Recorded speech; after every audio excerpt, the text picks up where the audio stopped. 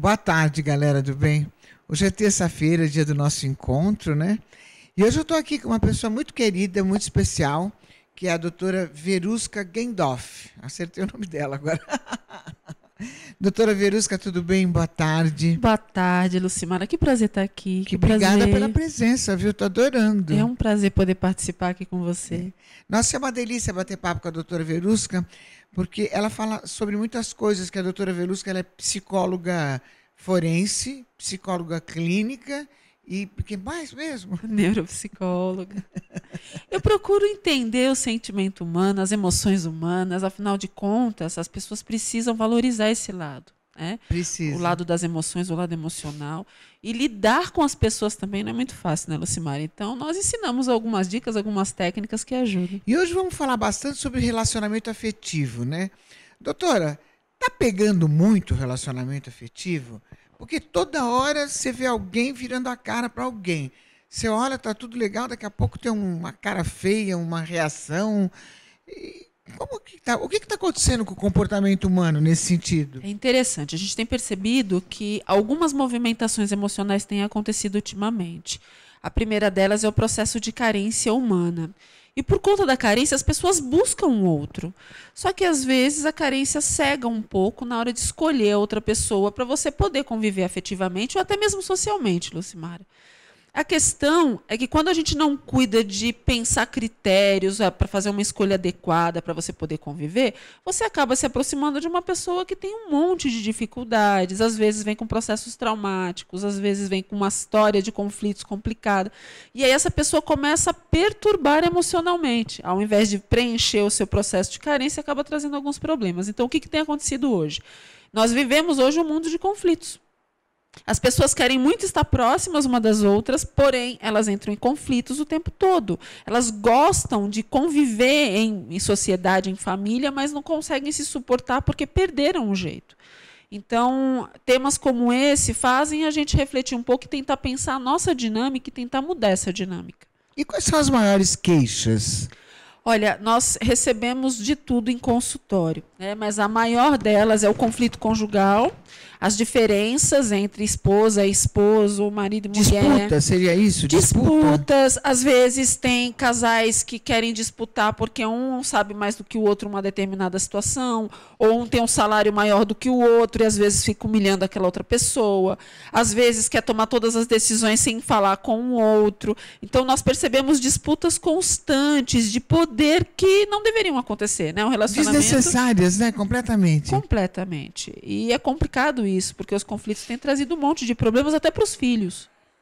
Isso é uma questão de ego também, né? Sim. O ego aí começa a gritar. Sim, tenta ser mais importante que o outro. E às vezes a disputa é tão grande que eu já vi muito, até com animais de estimação, Lucimara. O animal de estimação tem que me cumprimentar primeiro porque eu sou a pessoa de referência da casa. E tem toda uma dedicação a ser mais importante. Se o animal não cumprimenta primeiro? Fica complicado. Às vezes quer se livrar até do animal, porque o animal não respeita a autoridade daquela pessoa que se sente mais importante dentro de casa. Nossa, mas é muita babaquice, não é não? Concordo plenamente. E isso tem magoado muitas pessoas, tem feito as pessoas desenvolverem depressão, síndrome do pânico. Às vezes dizer não para uma pessoa é outro problema. Tem pessoas no relacionamento afetivo e sociais que não conseguem dizer não. E aí as pessoas percebem isso e começam a aproveitar. E isso traz outro problema. Então, hoje os conflitos estão aí, né? E a gente precisa resolver. Doutora, você estava falando em depressão. Deixa eu aproveitar. A depressão é uma consequência da síndrome do pânico ou o pânico é consequência da depressão? São duas doenças independentes que, às vezes, acabam acompanhando juntas por conta de um processo de pior. Mas são independentes? São independentes. Então, por exemplo, eu me aborreço, eu estou chateado na minha vida afetiva ou social. E aí eu me aborreço, causa um desgaste emocional. E esse desgaste faz eu ter alterações de produção química e, muitas vezes, desenvolvo depressão por conta disso. Só que, se eu não trato, se eu não cuido, o corpo ele começa a se debilitar e pode desenvolver outras doenças. E a síndrome do pânico é uma segunda doença que às vezes vem por conta disso também. O desgaste vai aumentando e a pessoa vai ficando pior e não busca ajuda ou não consegue buscar ajuda. Muita gente não consegue, até quer, mas não consegue buscar ajuda. E você vai aumentando os desgastes de outras substâncias até começar a ficar com medo, não querer sair de casa, começar a ter dificuldades sérias, de até mesmo conversar. Tem pessoas que têm dificuldade até de dizer o que estão sentindo, Lucimara. Mas tudo isso, às vezes, é mágoa. Chateações, conflitos. Às vezes, as pessoas se decepcionam uma com as outras. Então, por exemplo, você escuta muito. Hoje, a depressão é uma das causas que mais traz pessoas para o consultório. A síndrome do pânico também. E aí, quando as pessoas sentam e começam a conversar, elas estão extremamente decepcionadas por aquelas que elas mais ajudaram e puxaram o tapete, aquelas que elas mais amaram, às vezes traíram, enganaram. Então, é um acúmulo de decepção tão grande que as pessoas adoecem. E quais são os sintomas, doutora, da depressão e do pânico? Quando uma pessoa ela apresenta um quadro depressivo, Lucimara, ela começa a querer ficar mais isolada, a não conseguir conversar tanto, quer ficar mais quieta, às vezes mais chorosa, mais sensível, e começa a perder a força de se relacionar com as outras pessoas. Então, ela começa a evitar o contato social. E quando a situação vai piorando a tal ponto que a pessoa quer morrer. Ela não quer estar ali, porque ela não se sente aceita, ela não se sente amada e ela não se sente bem. Ela sente uma angústia tão forte no peito que ela não quer mais viver. E a maioria desses suicídios que a gente ouve falar, Sim. que a gente até conhece às vezes, com certeza é depressão, né? Sim, é uma depressão, a pessoa foi se decepcionando. Por exemplo, o que acontece muito. As estatísticas dizem que a cada 3 casamentos, um se separa em menos de um ano. Olha só o tamanho da estatística. Então, por que se separam? Porque se decepcionam. Ou não souberam fazer uma escolha, não tiveram um critério de avaliação, enfim, se decepcionaram, foram enganados, ou, enfim, colocaram uma expectativa que não tinha como cumprir. E dali para frente, essa pessoa começou a ter desgastes no relacionamento. E esse desgaste foi fazendo a pessoa se debilitar, até chegar a um ponto da pessoa estar tão infeliz, está tão mal, ela não ter condições químicas e psicológicas de continuar vivendo. Às vezes as pessoas falam que a pessoa foi fraca. Gente, não é isso. Só quem passa pela situação sabe o tamanho da angústia e do desespero e da dor que a pessoa sente. Então, é muito forte. E quando junta a síndrome do pânico, a situação piora. Porque a síndrome do pânico, ela vai sufocando o seu ar. Então, por exemplo, você descobriu que está sendo enganado, está sendo traído, e aquilo começa a te sufocar de tal forma que você começa a ter aceleração cardíaca, suor nas mãos, e a traição pode ser qualquer tipo de traição, qualquer né? tipo. De um filho, de um parente. Quer ver algumas Não mais precisa ser só conhecidas? Algumas mais conhecidas. Por exemplo, você fez tudo por um filho e descobre que ele está envolvido com drogas. Você fez tudo por um relacionamento afetivo e descobre que está sendo traído afetivamente. Você fez tudo por uma empresa e por um chefe e daqui a pouco descobre que é vítima de fofoca e te puxaram o tapete. Pode ser qualquer tipo. A questão é que é muito difícil para as pessoas se sentirem decepcionadas, frustradas com o outro. Todas que você falou são muito comuns, né? Tanto a do chefe, como afetivo, como a do filho. É bem comum, né? É bem comum, infelizmente. A gente precisa aprender a desenvolver uma percepção que nos faça prestar atenção nos sinais. Às vezes a gente acredita muito no que as pessoas falam e nós não prestamos atenção nos sinais do que elas demonstram para a gente. Não é porque diz para a gente que gostam da gente que às vezes gostam. Às vezes tem um chefe que diz, nossa, eu admiro você, mas está falando mal dele. Para a empresa, para outra chefia. Então, a gente precisa prestar atenção e tomar cuidado com as pessoas, aprender a lidar, desenvolver um gerenciamento emocional que nos possibilite lidar com o outro, sem adoecer. Porque se a gente não se cuida, se a gente não desenvolve essas potencialidades, a Lucimara, a gente adoece. Doutora, mas a melhor coisa, né? Percebeu que não está legal, se afasta. É o mais fácil. Você passa a encarar essa pessoa como um encosto. Encosto. É o mais fácil se afastar, mas às vezes é impossível. Por exemplo, tem situações que são familiares que não tem como você virar as costas, mas tem como você se proteger emocionalmente, se blindar da situação. Fazendo o quê? Você começa a perceber aquilo que te desgasta e começa a evitar que aquela situação te desgaste. Eu não vou me desgastar com isso, eu já disse que isso é não, então é não.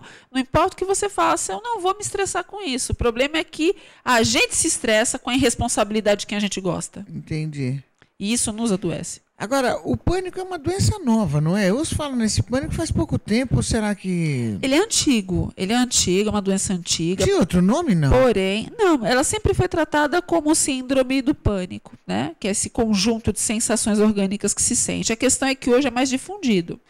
Os meios de comunicação, eles trazem mais informações, então as pessoas conseguem ter mais acesso. Muitas coisas, às vezes, a gente não sabe porque não se trouxe, né? Não trouxeram. E como hoje a mídia ela difunde bastante a informação, então hoje é mais fácil. Você coloca na internet, você tem, às vezes, até sendo tratado em novelas, né? Trazem para que as pessoas conheçam. Então, são formas que a gente consiga ter contato com a doença. Então, mas nós já temos, na época antiga, muitos históricos de síndrome do pânico de pessoas que você nunca imagina que tem transtornos. Então, tem vários que às historiadores, vezes a gente vê uma pessoa super alegre para cima, né, de bem com a vida, de repente tem pânico. Porque pode acometer qualquer pessoa, Lucimara. Isso é um ponto interessante. Qualquer ser humano levado ao seu limite adoece emocionalmente. Algumas pessoas vão desenvolver um pânico, outras vão desenvolver uma depressão. Vai depender de cada personalidade. A personalidade, ela dita muito o estilo de doença ou de adoecimento que vai ter. Agora, nessas pessoas que são leves de temperamento, tudo, que são para cima, tudo, de repente, quando o pânico pega, o pânico será que pega por ela ser assim, desprendida, desencanada, relaxada com a vida? Olha, o pânico, ele é um alerta, um alarme. Cada corpo humano, né, cada fisionomia da gente, cada estrutura que a gente tem orgânica, pensando na nossa fisionomia de face, a nossa estrutura orgânica, vai expressar uma raiva, uma chateação de um jeito. Então, se eu sinto raiva, fisionomicamente eu vou agir de uma forma e meu corpo vai reagir de outra. As pessoas que são mais alegres, elas tendem a evitar expressar chateações, então elas guardam mais. Então, elas tendem a ter um alerta maior quando a coisa não está boa, quando o sintoma não está bem emocionalmente. Como elas são muito alegres, elas tentam ocultar as coisas chatas que acontecem. Então, segurar faz mal. E o corpo traz esse alerta. Você precisa abrir a boca, precisa colocar para fora o que sente, senão você vai adoecer. E é bem forte isso. Então, todas as reações que um corpo tem são avisos, tipo um cabelo caindo, Sim. uma mão saindo pele. Sim. Isso tudo são avisos. São avisos. O corpo está dizendo, olha, você não digeriu bem alguma coisa, precisa colocar para fora. E às vezes é difícil para as pessoas colocarem as coisas que acontecem, né? Muita coisa acontece no dia a dia, as pessoas não trazem isso para fora, não externalizam.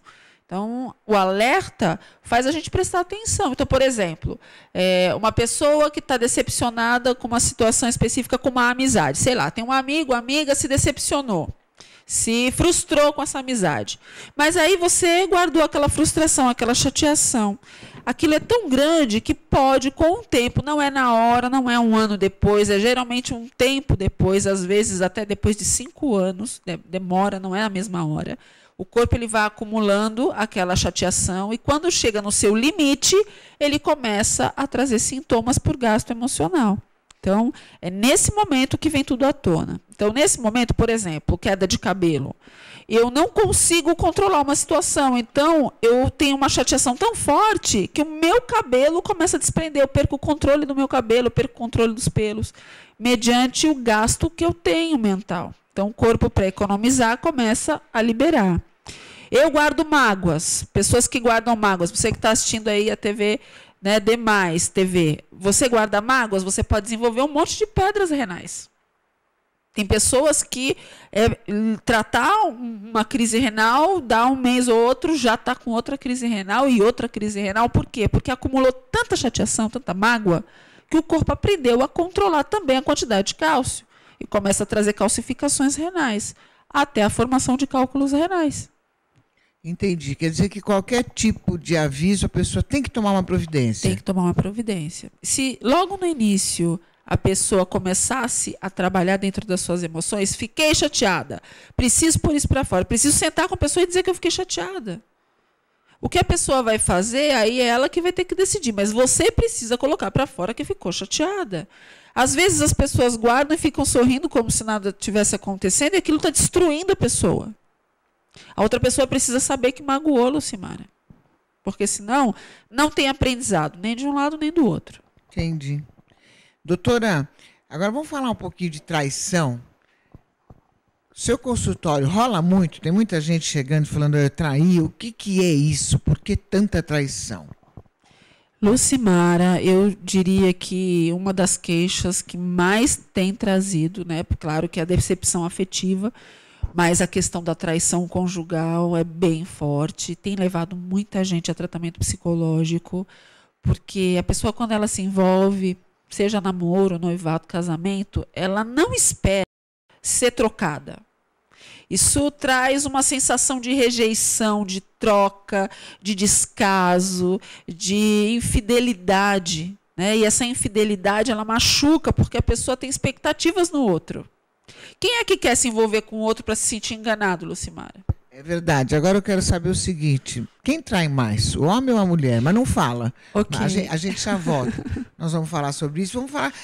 A traição também é uma questão de caráter, né? Sim. De integridade. A gente já volta para falar. Não sai daí, tá? Pelo amor de Deus. Fica aí.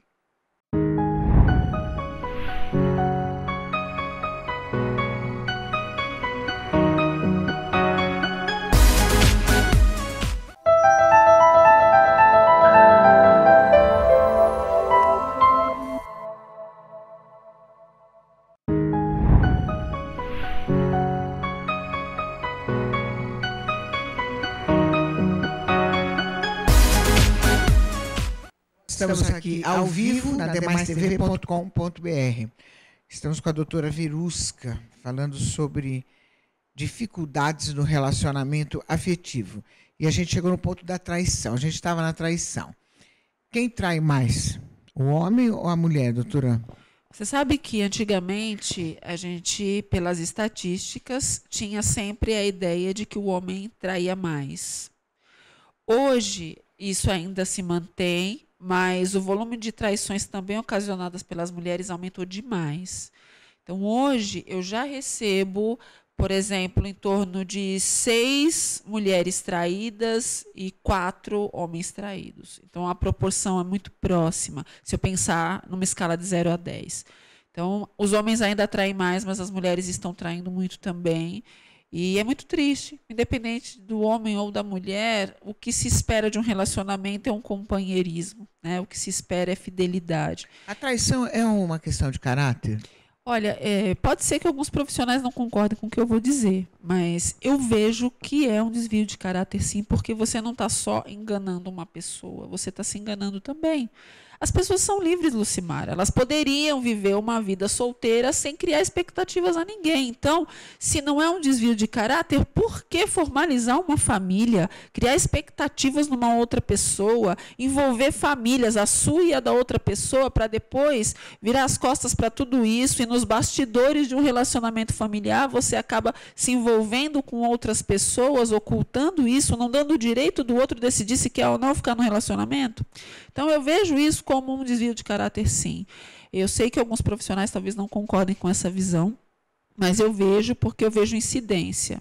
Uma pessoa que faz assim, ela age dessa forma, ela acaba sempre repetindo.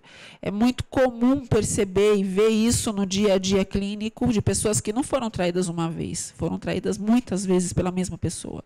Então, eu vejo nisso um desvio para a própria pessoa, porque ela está se enganando, ela não precisaria ter casado. Não precisa, e outra coisa tão simples, é chegar, conversar e separar. A pessoa aí decide. vai namorar quantas quiser. Porque, Lucimara, você sabe o que é mais triste nisso? Eu vou deixar muito claro aqui para quem está assistindo a programação. Você não dá o direito da outra pessoa decidir. Aí você trai, você engana, às vezes até contrai doenças. Eu recebo, às vezes, pessoas que contraíram HIV, doenças sexualmente transmissíveis, e nem sabiam que estavam sendo traídas. Então, a pessoa ela não teve o direito de escolher o que queria. Se a pessoa chega para o outro e diz, olha, percebi que estou gostando de uma outra pessoa, eu não quero ter esse relacionamento, não era do jeito que eu pensei, não era do jeito que eu planejei, você dá a chance para o outro também refazer a vida. Não que a gente esteja aqui levantando uma bandeira de separações. O que eu quero é que esse monte de situações que acontecem nos bastidores parem de acontecer. E dar chance para o outro perdoar ou não, ou para continuar ou não na situação. O que não pode é ser enganado. É muito ruim isso. Doutora, a gente já está recebendo algumas perguntas aí da galerinha do Face. Mandar um beijo para a galerinha que está acompanhando a gente. Pode fazer quantas perguntas você quiser que a doutora responde, tá? Eu estou aqui com a Márcia da Silva, que ela pergunta, ela é do Rio de Janeiro, alô Rio. Ela pergunta, quem tem mais depressão, a mulher ou o homem? A mulher ainda se deprecia mais por conta dos processos emocionais e da fragilidade emocional que nós temos. Então, as mulheres, elas se decepcionam mais rápido, se decepcionam mais, porque criam expectativas, são mais sonhadoras, né? Nós somos sonhadoras, né, Lucimara? Nós pensamos, nós planejamos coisas e, de repente, as coisas não saem do jeito que a gente planejou. Eu acho que a mulher é muito sonhadora. Isso é bom, mas é ruim quando as coisas saem do projeto, saem do plano. Então, isso tem trazido muita depressão. É muito difícil para as mulheres se sentirem enganadas, se sentirem traídas, ou até mesmo as expectativas não serem supridas. Tem muita mulher, por exemplo, em depressão, porque não consegue namorar.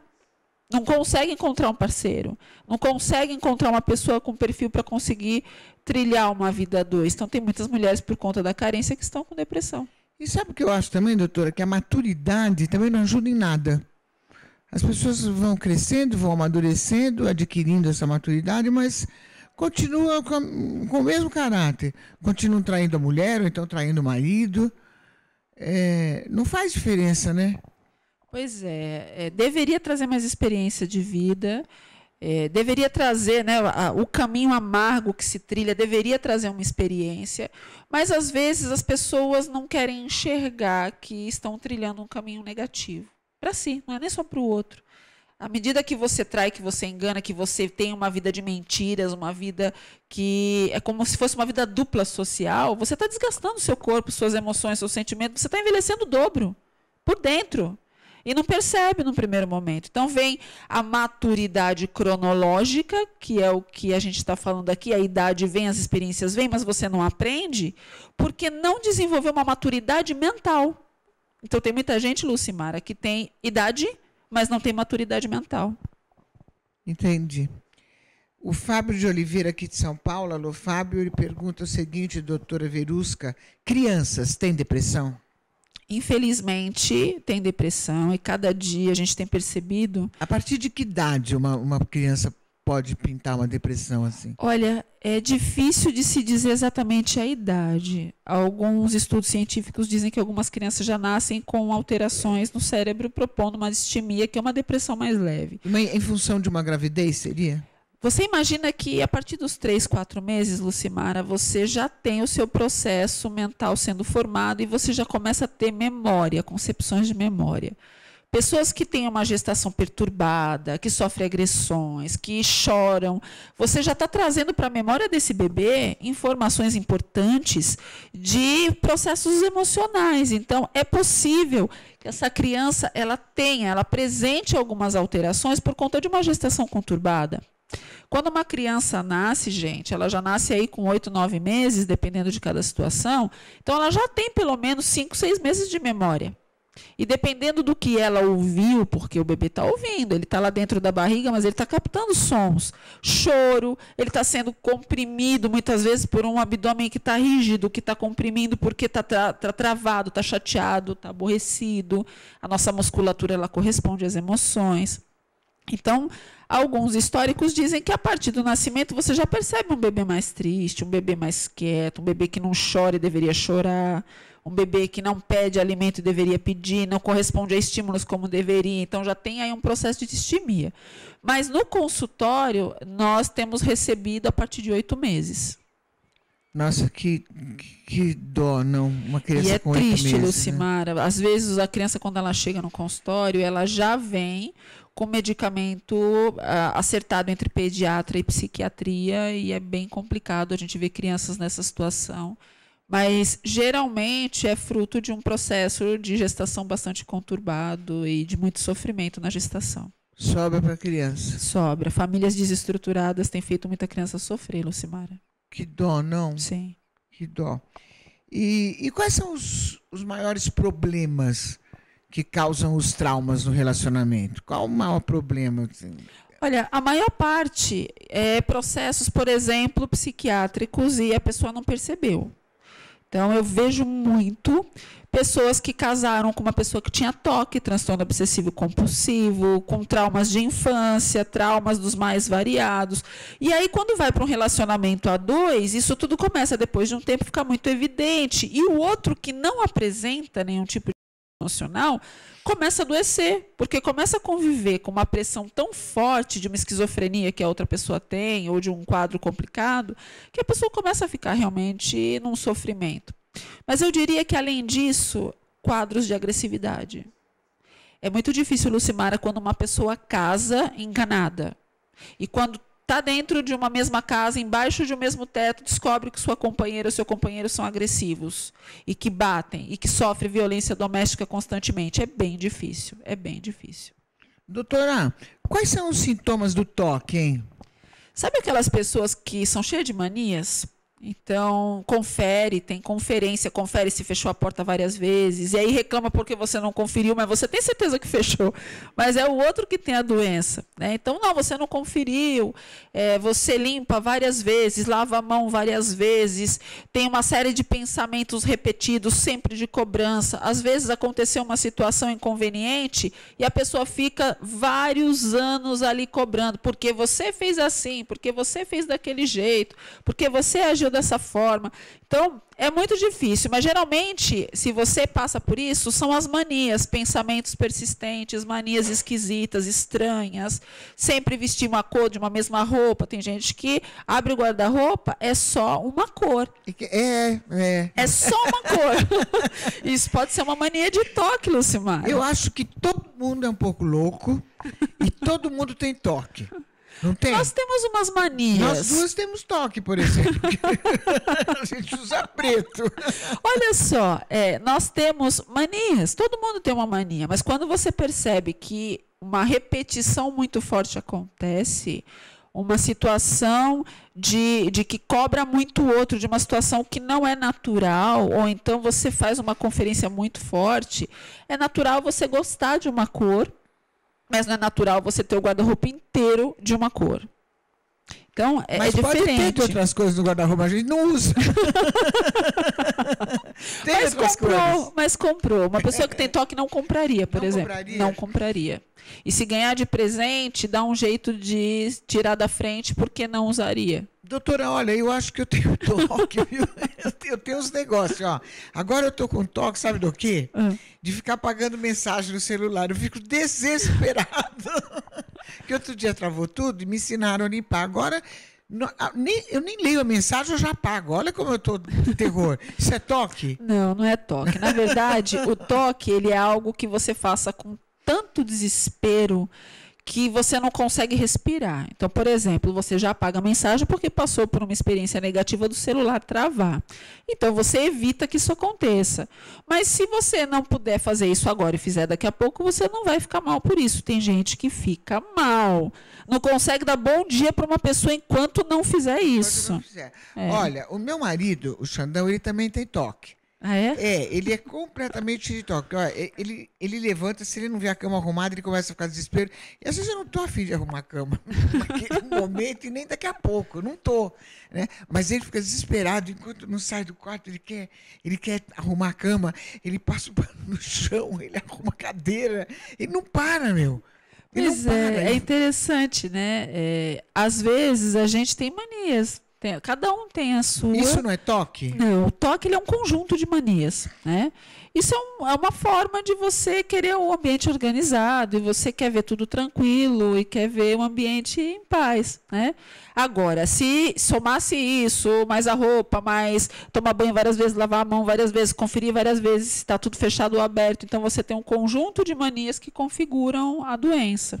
Agora, uma coisa isolada, todo mundo, quem que não tem? Quem que não tem uma mania, uma situação, mas não configura o toque? Ele não tem a quantidade de informações para poder finalizar um quadro. Que isso A gente crê que realmente todo mundo é louco, mas a gente gosta de todo mundo louco. Gente normal, a gente tem medo. Mas você sabe que me preocupa? Pessoas normais demais são perigosas.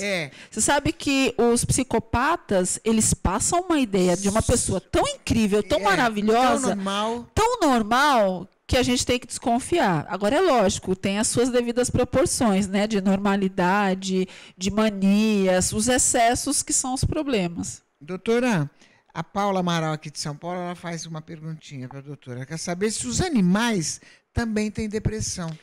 Paula, tem sim. Você sabe que quando uma casa, ela é uma casa que apresenta um quadro de problemas, de conflitos, uma casa desestruturada, vou chamar dessa forma, geralmente as crianças e os animais de estimação apresentam sequelas por conta disso. Então, eu já vivenciei várias histórias. Você sabe que tem uma história, Lucimara, que eu não canso de contar. Foi uma família que entrou num conflito bastante grande, 7 pessoas, e pediram para ir para o consultório. Olha, a gente está aqui num conflito, pode ir agora? E eu pedi para que viesse e eles foram. 7 pessoas e o cachorro. Todos sentaram ali na minha frente, coloquei ali, né, espaço para todo mundo, o cachorro ficou no colo de uma das pessoas. E sabe que o cachorro me disse quem era o problema? Foi? As pessoas ali começaram a conversar e falar o que estava acontecendo, meio que em conflito ali. Quando uma pessoa falava, o cachorro se interessava, apontava a orelha, a outra falava, e quando uma pessoa específica falava, ele baixava, murchava, Lucimara, as 2 orelhas e olhava para o chão. Olha que interessante. E ali eu percebendo a mesma dinâmica várias vezes. Um falava, ele levantava as orelhas, prestava atenção. Quando uma pessoa falava, ele baixava as orelhas. E eu percebi que aquela pessoa, ela era uma pessoa opressiva no ambiente familiar. O ambiente familiar estava sendo prejudicado por conta da agressividade daquela pessoa.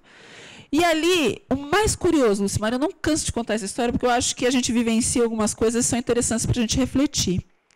Quando eu disse, ok, eu já entendi, eu vou fazer o seguinte, eu quero ficar com você e com você. E uma das pessoas que eu pedi que ficasse era essa pessoa que eu percebi que tinha um quadro de agressividade, porque o cachorro tinha me denunciado isso.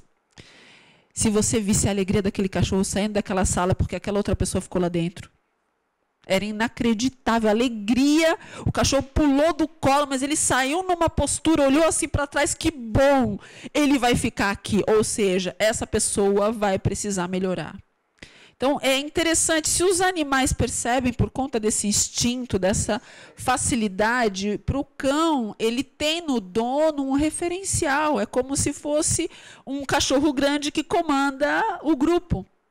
Os cães, eles têm no dono um referencial. Eles não diferenciam que é humano, eles apenas sabem que é o líder deles. E a pessoa depois, olha, eu quero saber a história. Melhorou? Fez um tratamento, tinha um quadro de agressividade, melhorou, tinha um transtorno explosivo intermitente bem agudo.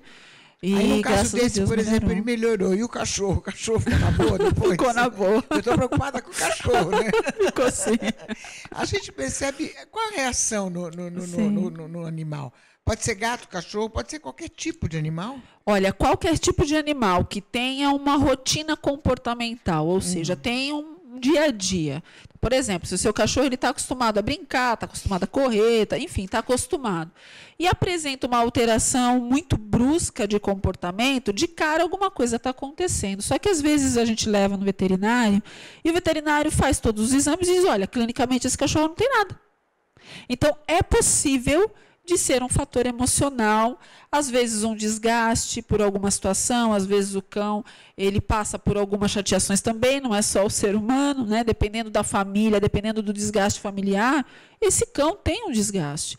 Então, se você perceber uma mudança comportamental muito grande, levou no veterinário e não é um fator orgânico, muito provavelmente é um fator emocional. Aí tem que buscar a ajuda de um profissional que tem essa especialidade também com depressão. Entendi. Quer dizer, quando ele fica deprimido, ele fica tristinho. Sim. Você sabe que muitos... Não quer comer. Muito. Muda apetite, fica no canto, quer ficar no escuro, embaixo de mesa, muda o comportamento. Um cachorro que era alegre passa a ficar bastante quieto.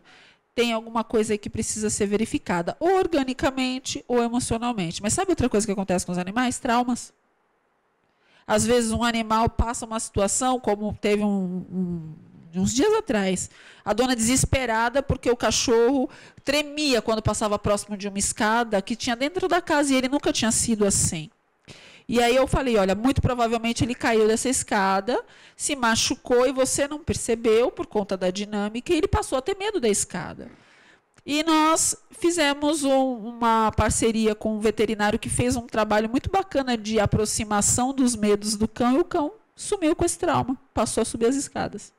Aí ele deve ter tido, então, um lance assim, né? E ela disse, nossa, eu nunca tinha parado para prestar atenção. Eu falei, lógico, se ele não tinha medo e agora ele tem medo da escada, alguma coisa traumatizou, ele ficou com medo da escada, precisa tirar o medo.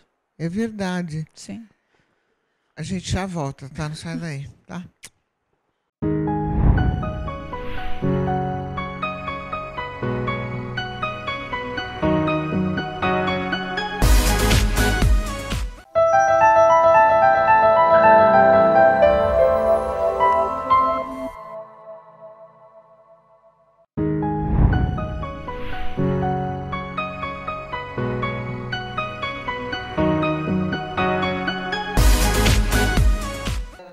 Voltamos aqui, demaistv.com.br.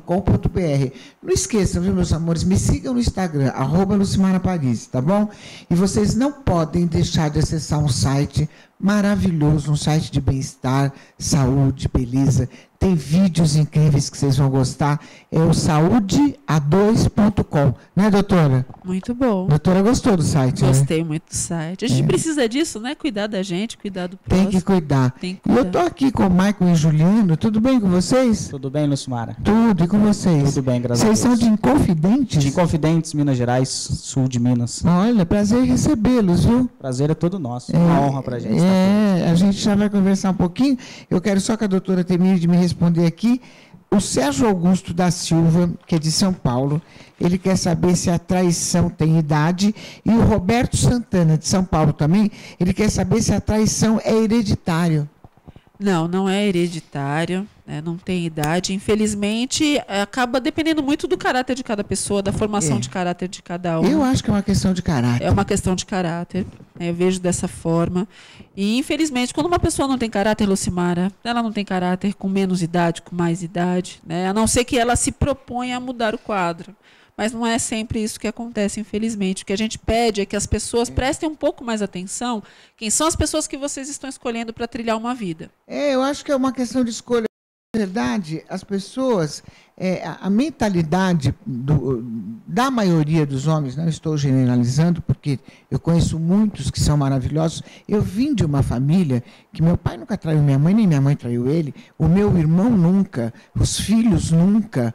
Então, mas tem pessoas que são preparadas para isso. Eles acham que tem que ser pegador, que aí é legal, que mostra a masculinidade do cara, quando na verdade o que mostra é o caráter. Né? É interessante, né? A sociedade às vezes quer encarar isso como algo normal, como algo natural. Gente, não é normal, não é natural. Isso envolve sentimentos, envolve vidas, e as pessoas tinham que ter um pouquinho mais de amor, um pouquinho mais de cuidado com a vida, né? Com a sua vida e com a vida do outro.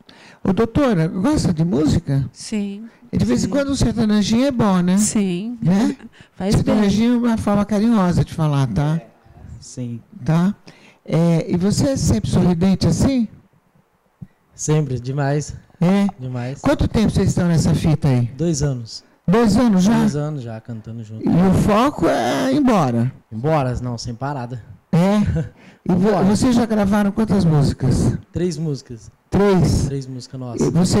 você trabalha que você mais gosta ou o produtor chato escolheu? Nossa Porque o vida. produtor é chato, né? Nós O somos cantor gosta apaixonados. de uma coisa, ele quer que você cante outra, né? Nós gosta mesmo. Foi essa música escolhida a dedo mesmo.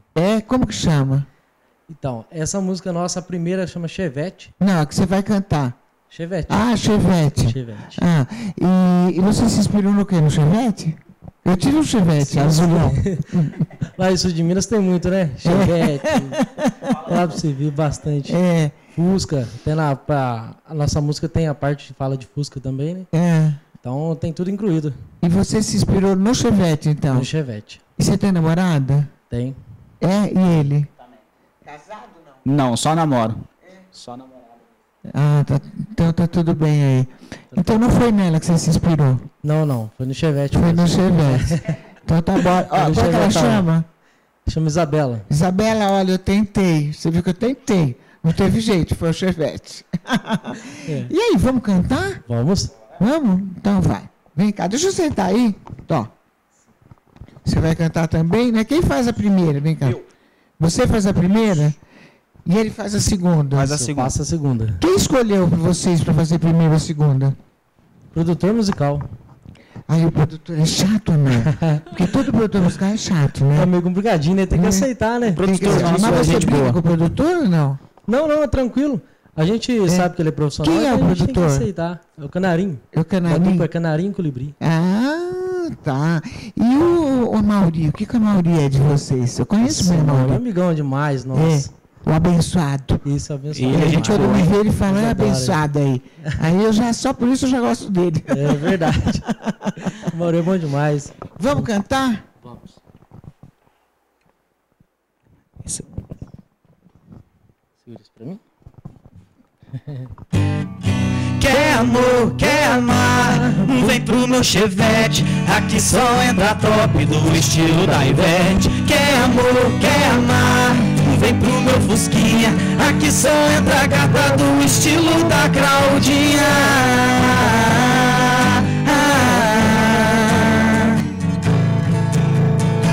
Eu não tenho dinheiro, sou um rapaz quebrado, mas eu posso te dar o que não dá seu namorado. No Camaro Silverado, ele sempre nega fogo. Garanto pra você, no meu Chevette é mais gostoso. Limousine ou Ferrari, ele te deixa sozinha. Vamos fazer gostoso lá dentro do meu Fusquinha. Quer amor, quer amar, vem pro meu Chevette. Aqui só entra top do estilo da Ivete. Quer amor, quer amar, vem pro meu Fusquinha. Aqui só entra a gata do estilo da Claudinha.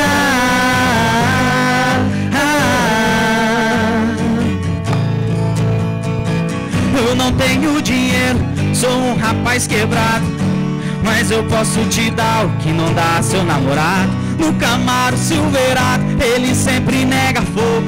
Garanto pra você, no meu Chevette é mais gostoso. Limousine ou Ferrari, ele te deixa sozinha. Vamos fazer gostoso lá dentro do meu Fusquinha. Quer amor, quer amar, vem pro meu Chevette. Aqui só entra top do estilo da Ivete. Quer amor, quer amar, vem pro meu Fusquinha. Aqui só entra a gata do estilo da Claudinha. Quer amor, quer amar, vem pro meu Chevette. Aqui só entra top do estilo da Ivete. Quer amor, quer amar, vem pro meu Fusquinha. Aqui só entra a gata do estilo da Claudinha.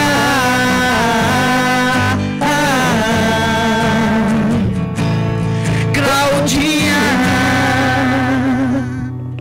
Escuta, e quem é Claudinha? A Claudinha é a Cláudia Leite. Pois é, mas é assim. Mas e a namorada, eu quero saber? Não entra no Chevette? Não, por enquanto não. Não pode? Ixi, tem que esperar ficar noiva, essas coisas todas, casar. É complicadinho, né? Tem que esperar o momento E certo. o Chevette, que cor é o Chevette? Chevette é prata. Ah, é prata. prata. Todo mundo gosta de carro prata, né, doutora?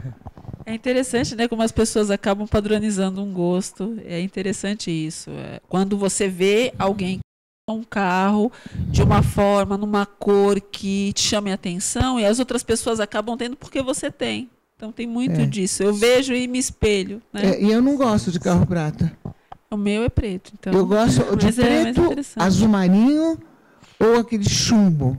Mas você sabe que socialmente o preto, o prata tem sido o maior campeão de vendas, né? Sim. Na coloração. Escuta, e você então namora? Você tem problema no relacionamento? Não, Não, você não, briga? tranquilo, não, sossegado. Tranquilo. Ela é de lá também? Ela é de Ouro Fino. E ela confia em você? Confia. A Isabela? Confia. Sabe que você é ponta. Não, sabe que eu sou ponta fina. E no show, as meninas começam a agarrar, ela não tem ciúme, sua namorada? Tem um pouquinho. Tem? Já aconteceu da gente brigar por causa disso também. O que ela falou e como foi que vocês brigaram? Ah, o assédio, né, das fãs. Tem umas meninas que gostam de mandar beijo pra gente, querer dançar com a gente no palco. Aí as mulheres da gente ficam, nossa, ficam Mas você bravas. entra na onda das fãs também, porque aí você entra na onda e fala, eu não tenho culpa, elas que vieram. É tal. que nem a gente brinca, né, Lucimara? No palco a gente acaba sendo um personagem, né?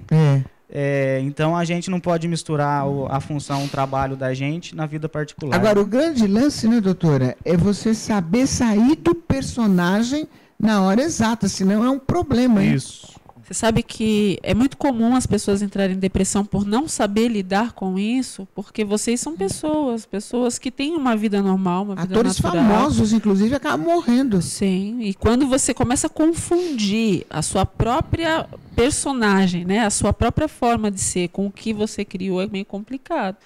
O ideal seria você se manter dentro de um personagem com suas limitações, mas que não se confunda, porque realmente é muito complicado. Você tem que assumir a sua personalidade, o seu jeito de ser. Doutora, deixa eu aproveitar aqui e responder a pergunta da Simone Oliveira, do Rio de Janeiro. Alô, Rio. Existe um tempo mínimo para tratar a depressão? Geralmente são 6 meses, né? Em 6 meses você já tem que ter um processo de depressão pelo menos encaminhado. Agora, no máximo, um bom tratamento de depressão é 1 ano, entre início, meio e fim. Se você está passando por um processo de depressão, se você percebe que até começou alguns processos e dentro de 1 ano não teve uma resposta esperada, não descobriu a causa verdadeira, precisa investigar melhor. Ah, entendi. Toda depressão tem uma causa, Lucimara, tem que ser descoberta. E assim, quando você está no pânico, que você começa um tratamento, quando você começa a tomar um medicamento, depois de 1 mês, mais ou menos 2 até 3, o sintoma não pode voltar? Ou ele volta mesmo com Se não tratar a causa, ele vai voltar. Porque a medicação ela é uma reposição, ela vai te ajudar a sair da crise. Mas o que causou a crise? Toda crise de pânico foi iniciada por alguma coisa e que às vezes passaram anos para se perceber. Então, às vezes, um desgaste, uma chateação começou a te desgastar depois de 5, 6, 7, 8 anos. Entendi. Isso aí, a psicóloga tem que fazer o tratamento. Tem que fazer o tratamento. Junto com o psiquiatra, Tem né? que fazer o tratamento junto com o psiquiatra. Medica, Ele a psicóloga repõe, descobre. ele cuida desse suprimento químico, enquanto o psicólogo vai tratar o que causou o gasto. Entendi. Agora, doutora, nesse conflito todo, como não é o caso dele, nem dele, que ele já tem essa parceira, mas como seria a maneira de escolher o parceiro ou a parceira ideal? Você sabe que cada um de nós temos um perfil. A gente, pelo menos, deveria ter um perfil na cabeça. Qual é o perfil de pessoa que você gostaria do seu lado? Mas quando eu falo perfil, eu não estou falando de um perfil físico. Até tem isso também. Mas eu estou pensando num perfil psicológico. Quem é o perfil psicológico que você quer? Porque eu acho que as pessoas, às vezes, se apegam só no físico e não pensam que você vai conviver com uma pessoa psíquica, né? Você vai conviver com uma personalidade, você vai conviver com um perfil emocional. Então, qual é o tipo de coisa que você tem condições de lidar?